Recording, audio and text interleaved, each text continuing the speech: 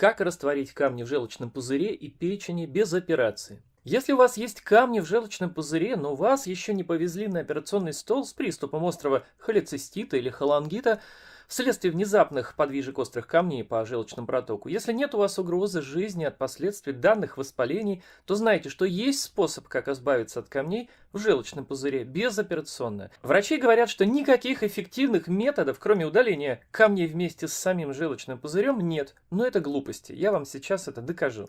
Сейчас я дам вам несколько ценных практических советов, которые на 100% точно помогут растворить камни. Вначале я в двух словах расскажу вам о причинах и факторах образования камней.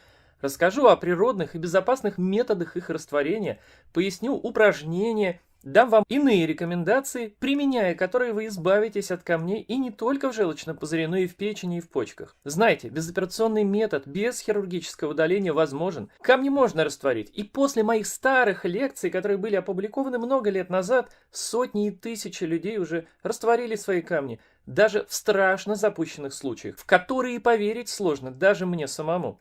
Вот показательное письмо. А затем я расскажу вам все кратко и полно, о чем только что обещал.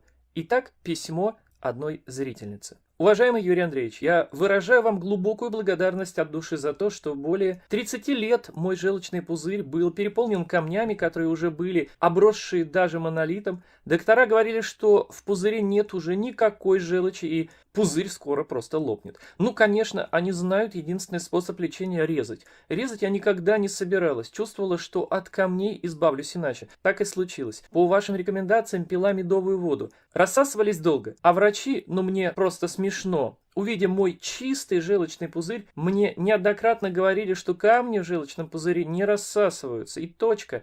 Я им говорю, посмотрите в мою медицинскую карточку, как там обстояли дела 2 года тому назад с этим бедным пузырем. Убедившись, что я не фантазирую, доктора сразу же огораживались от меня стеной молчания. Начинают что-то писать и меня больше не замечают. Они чувствуют так, как будто я их оскорбила до смерти. И ни один медик, кроме моего терапевта, не спросил, как я это сделала.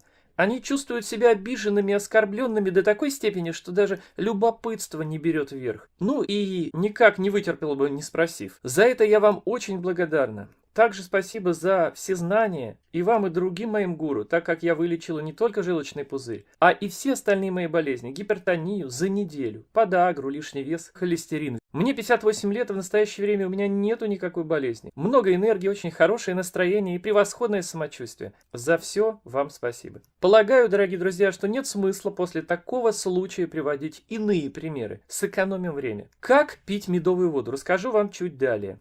Да, очень важный момент, хочу сказать. Я настоятельно вам рекомендую подписаться на мой данный вот этот канал, кто еще не подписался, и не забыть нажать на колокольчик, чтобы не пропустить мои новые видео, очень важные видео, которые периодически выходят. Ну а нажав на колокольчик, вы будете получать уведомления о выходе моих новых видео на вашу почту, и уже не забудете посмотреть те видео, которые будут вам интересны. Также я прошу поделиться моими видео, если вы сочтете это необходимым, если они вам понравятся, вы поймете, что для людей они важны, с друзьями, знакомыми, родственниками. Подпишитесь на мои также сайты по здоровью и на сайт по продуктам nadgar.ru, если сочтете это нужным. Пара слов о медицинских методах. А есть ли методы ликвидации камней медицинские, но кроме хирургических, в том числе лапароскопических хирургических операций? Да, есть. Конечно, вы слышали о разрушении камней ультразвуком с дальнейшим растворением песка специальными препаратами, о которых я расскажу ниже, но у этого метода тоже есть ряд недостатков, в том числе от резонансного воздействия на окружающие ткани и клетки организма. Есть метод химического растворения камней через введение особых препаратов посредством специальной трубочки через рот прямо до желчного пузыря с проходом из 12-перстной кишки в общий желчный проток до самого желчного пузыря. Но тут нужен хороший доктор с золотыми руками, и эти растворители небезопасны. В общем, большие сложности и риски. Есть препараты, которые растворяют камни. Они выпускаются и продаются даже в аптеках с разными названиями. Можете там и спросить, какие. Но реально действующее вещество всегда там одно и то же. Это урсодезоксихолевая кислота. Если этого вещества в препарате нет, не приобретайте. Такие препараты применяются перед сном, но растворяют они только песок или мелкие камни до 5 мм. Но если камни старые, их много, если они крупные, если ваши камни видны на рентгене, то, скорее всего, такие камни не растворятся. А если камни мелкие, одиночные, если они не видны на рентгене, то такие камни от этих препаратов растворятся. Не стоит применять эти препараты, если камни себя проявляют болями и они подвижны. Принимать надо курсами от 6 месяцев до года. Дозировки указываются на упаковках, но если вы не измените своего питания, образ жизни кардинально, то есть не устраните предпосылки к образованию камней, тогда камни проявятся вновь, они образуются вновь, а как иначе? Надо устранять всегда причины образования камней. Вот две главные причины образования камней. Первая причина – это нарушение состава желчи. Нарушение состава желчи происходит за счет увеличения количества и изменения качества холестерина в организме. И из-за простейших микроорганизмов, особенно лямблей. Итак, холестерин – это животный жир, извне его животный жир в организм человека не нужно вовсе получать, то есть из пищи. Печень наша сама способна производить за сутки разного холестерина больше во много раз, чем его необходимо для нашего же организма. Бывает, что после перенесенных отравлений, паразитарных инвазий, систематического и большого количества употребления клееобразной пищи, вроде хлебобулочных изделий, молока, творога, сыра, и других причин, печень со временем начинает работать хуже, из-за этого сбоя, из-за органических изменений в том числе, и нарушается переработка и синтез холестерина печенью. И как одно из следствий таких нарушений желчь загущается, меняется ее состав и образуются камни. По лямблиям, это одна из главных причин камнеобразования. Смотрите мое видео о паразитах обязательно, чтобы все самим знать. Аналогия с камнями в почках, кстати, здесь уместна. В них камни часто образуются из-за уреоплазмы. Но лямблии, строго говоря, это не паразиты. Паразиты ведь это глисты, гельминты, то есть плоские, ленточные, круглые паразитические черви. А лямблии, дорогие друзья, это паразитарные, простейшие одноклеточные организмы. Давайте будем грамотными. От них нужна серьезная терапия. А вот как пройти комплексную антипаразитарную программу, которую в любом случае нужно проходить любому человеку 2 раза в год, вы узнаете из моей лекции «Грипп-лисичка». Смотрите это видео непременно. И все то, что дано мною под видео, в описании к тому видео. Такая программа удалит всех лямблей из организма однозначно, а заодно и паразитов. Это крайне важно. Вторая причина образования желчных камней – это нарушение сокращения желчного пузыря. Так вот, это нарушение сокращения желчного пузыря приводит к образованию камней. А это что? Это спазмы мышц, а именно спазмы мышц брюшной полости и пережатие ими, спазмированными мышцами, желчного протока и самого желчного пузыря. Вот вам и застой желчи. Эти спазмы происходят в основном из-за стрессов. Нарушение сокращения желчного пузыря происходит из-за отсутствия движений мышц в области живота, талии, поясницы. Это у кого талия вообще есть, а у кого нет, рекомендую сделать все, чтобы она появилась. Она должна быть у каждого, поверьте. Нельзя быть здоровым человеком без поклонов до земли. Так всегда было. Раньше это был физический труд на земле. Теперь это трудозаменитель в виде различных упражнений. Что делать? Помните, если пища поступает в организм 5-6 раз в день, то и сокращение желчного пузыря происходит регулярно. Питание делайте дробное, небольшими порциями и частое. Это временный совет для людей, у кого есть в данный момент камни в желчном пузыре. И не применяйте длительные голодания, пока камни не рассосались. Обязательно посмотрите мою лекцию «Печень, желчный пузырь, поджелудочная железа». Там вы найдете более детальное описание причин образования камней. К вам придет понимание процессов, явлений и взаимных следствий, которые приводят к образованию камней. Вы узнаете о профилактике и подробно поймете данную тему в целом, что крайне важно. Есть факторы образования камней, на которые, по мнению врачей, мы повлиять не можем. И те, на которые можем повлиять. Разберем их. Все факторы, на которые мы якобы не можем повлиять, по мнению врачей, вот это глупость. К ним медики относят 3 группы факторов. Первое. Это любимая и такая страшная пугалка, как наследственность. А наследственность данного заболевания, в кавычках берем это выражение, это на самом деле привычка питания в семье, передающаяся от родителей к детям. Так и передаются заболевания, которые вызываются таким же, как и у родителей, неправильным питанием и образом жизни. Вот вам и наследственность. Вторая причина. Возраст. Возраст – это не последствие и не причина болезни, а это срок развития болезни и не более того. Если есть сбой в программе здоровья, вызванный факторами, на которые можно было повлиять в более молодом возрасте и не запускать, не лениться, то не сам возраст причина, а долгое время бездействия, когда болезнь развивалась. Если были к этому развитию предпосылки. А болезни рано или поздно всегда проявляются в открытую, явную, крайнюю форму. Если же нет предпосылок, то и болезни нет и не может быть. Но есть люди, которые умирали в 110-150 лет. У меня есть плейлист на моем канале про долгожителей. Конечно, были такие люди. Были и без камней, и иных явных болезней. Третье. Гормоны женские и беременность. Так вот, гормоны женщин и беременность при адекватном, я подчеркиваю, питании, человеческом питании, образе жизни не влияют вообще. И это логично и с точки зрения, как говорится, логики и диалектики, так как организм работает по программе свыше. А эта программа всегда идеальна и рассчитана на здоровье и жизнь, а не на болезнь и смерть. Только мы своей жизнью, свободой выбора и воли убиваем эту жизненную программу, сокращаем тем самым свой срок жизни. Ведь всему же есть предел и глупости, и лени человеческой, и последствиям от этих проявлений. Так вот, а вот факторы, на которые мы действительно можем повлиять, и тут медики верно говорят, это питание и движение. Так вот, жирная, жареная пища, сладкая, синтетическая сладкая и мучное – это зло для желчного пузыря и нашей биохимии организма в целом. Физическая активность – это и предотвращение застоя желчи желчного пузыря, как и любых иных сред в организме. Если не труд на земле, то уж хотя бы велосипеды, наклоны, шведская стенка, иные тренировки пресса, перегибы желчного пузыря – исправляются, кстати, профессиональными висцеральными массажистами.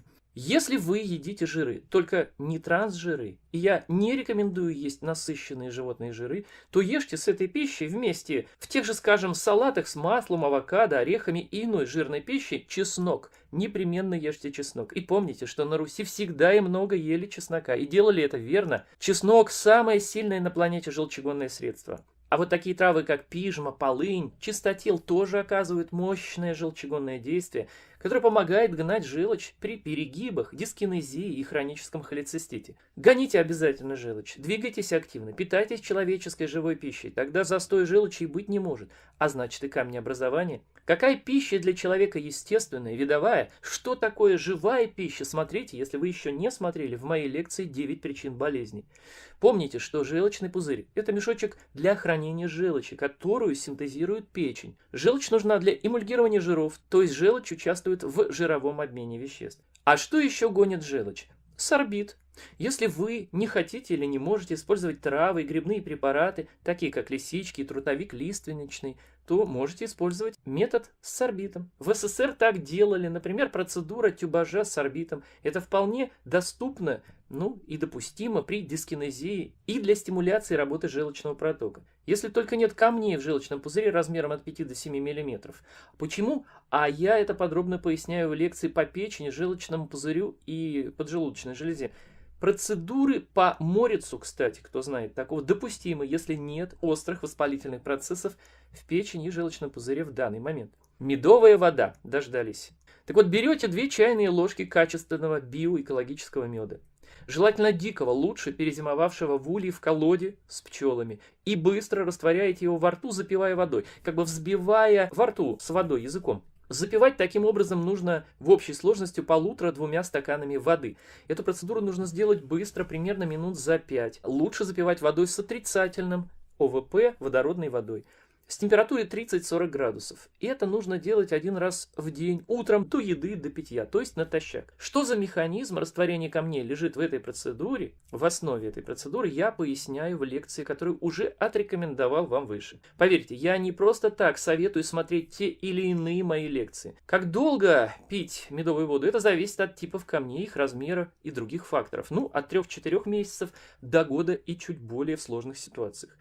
Ускорить этот процесс можно соком черной редьки. Выжимаете черную редьку и до еды минут за 30-40 по 2-3 столовых ложки 2 раза в день пить. А начав первый месяц с 1 столовой ложки 1 раз в день. Теперь упражнения.